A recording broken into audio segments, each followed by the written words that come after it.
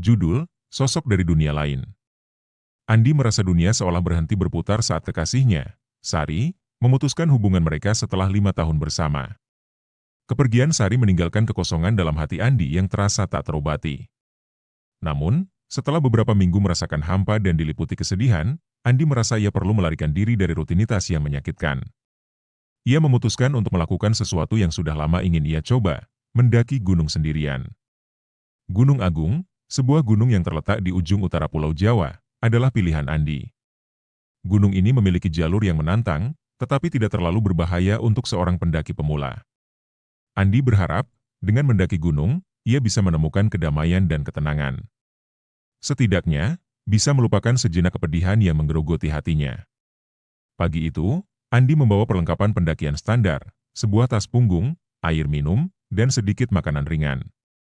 Ia merasa tidak perlu membawa banyak barang. Baginya, pendakian ini lebih merupakan perjalanan batin. Dengan langkah berat, Andi memulai perjalanan menuju kaki gunung, melangkah meninggalkan hiruk-pikuk kehidupan kota. Jalur pendakian gunung ini cukup sepi. Andi tidak banyak menemui pendaki lain yang turun atau naik.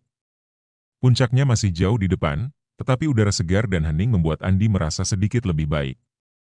Hanya suara langkah kakinya yang terdengar menginjak tanah, bercampur dengan desiran angin yang merambat di antara pepohonan. Saat Andi mencapai setengah jalan, ia bertemu dengan seorang pendaki lain yang sedang beristirahat di sebuah batu besar di pinggir jalur. Pria itu mengenakan jaket tebal, celana gunung, dan ransel besar yang terlihat penuh. Wajahnya tampak kelelahan, tetapi masih tersisa senyum ramah ketika melihat Andi. Mas. Sepertinya kita satu jalur ya?" Pria itu menyapa dengan suara yang berat, namun menyenangkan. Andi tersenyum tipis, merasakan kelegaan. Ia tidak sendirian di sini. "Ya, sepertinya begitu. Nama saya Andi," jawab Andi, berusaha membuka percakapan. "Daniel," jawab pria itu. "Apa Mas Andi sendirian saja? Cukup berani juga. Sedang butuh waktu untuk diri sendiri," kata Andi, melanjutkan perjalanan, namun kemudian menambah, "Lagi ada masalah pribadi." Daniel mengangguk, seolah mengerti. Mereka mulai berjalan berdampingan, memulai percakapan lebih lanjut. Andi mendengarkan cerita Daniel tentang berbagai hal, dan mereka mulai berbicara tentang pengalaman hidup mereka. Andi, yang merasa terasing dan kesepian setelah perpisahannya dengan Sari, merasa sedikit terhibur mendengarkan cerita Daniel yang ringan dan penuh tawa. Namun, seiring waktu, percakapan mereka beralih ke topik yang lebih serius. "Jadi, gimana Mas Andi? Ada masalah besar ya?" tanya Daniel sambil melirik Andi dari samping. Andi menghela napas panjang.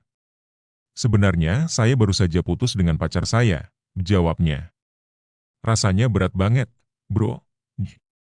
Daniel mengangguk pelan. "Gue ngerti, bro. Gue juga pernah ngalamin itu. Bahkan, lebih buruk lagi, pacar gue hilang di gunung ini beberapa tahun yang lalu." Andi berhenti sejenak, kaget mendengar pengakuan Daniel. "Hilang?" tanya Andi dengan nada penuh rasa ingin tahu. "Ya, hilang. Gue sudah berusaha cari dia kemana-mana, naik gunung ini berkali-kali. Gue nggak bisa move on," jawab Daniel dengan suara yang mulai terasa penuh kepedihan. "Dia hilang saat kita mendaki bareng. Sampai sekarang, gue masih percaya dia ada di sini. Entah di mana, entah gimana. Gue selalu merasa kalau dia nggak benar-benar pergi." Andi menatap Daniel dalam diam. Tak lama, mereka melanjutkan pendakian dengan sedikit keheningan. Andi merasa cemas dan agak khawatir.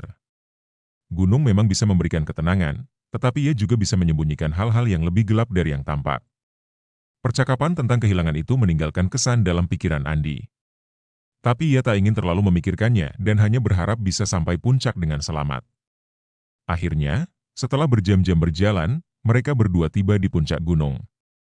Angin dingin menerpa wajah mereka, dan langit mulai tampak merah, pertanda matahari akan segera terbenam. Andi merasa ada sesuatu yang berbeda di udara.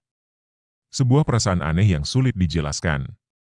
Di puncak, mereka berdiri sejenak, menikmati pemandangan yang menakjubkan, meskipun keheningan di sekitar mereka terasa menyesakan.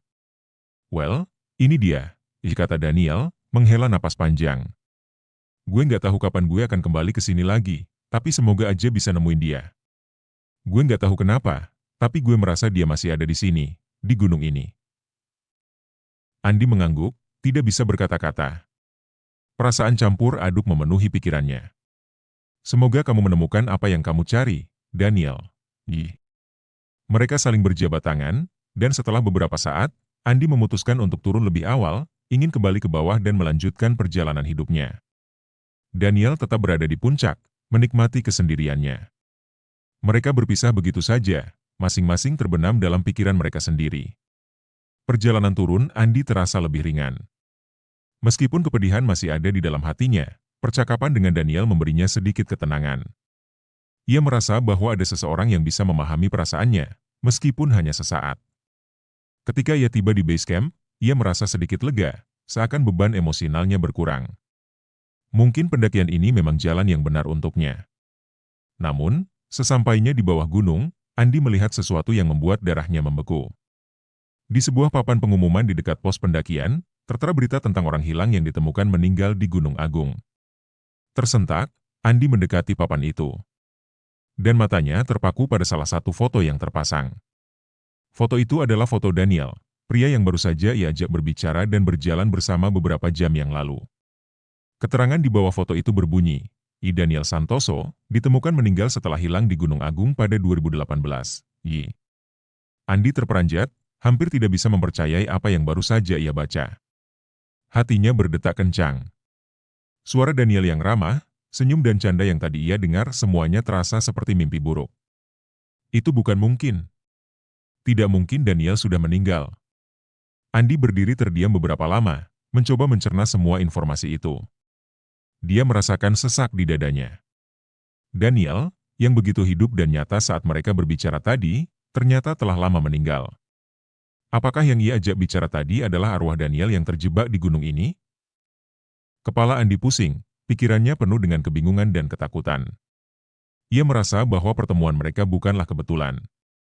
Gunung ini, dengan segala misterinya, seakan membawa Andi kembali untuk menghadapi kenyataan pahit tentang kehilangan dan penerimaan. Dengan perasaan cemas yang mencekam, Andi berjalan pergi, meninggalkan papan pengumuman itu. Namun, bayangan Daniel tetap mengikuti langkahnya, seolah-olah masih ada sesuatu yang belum selesai di gunung itu.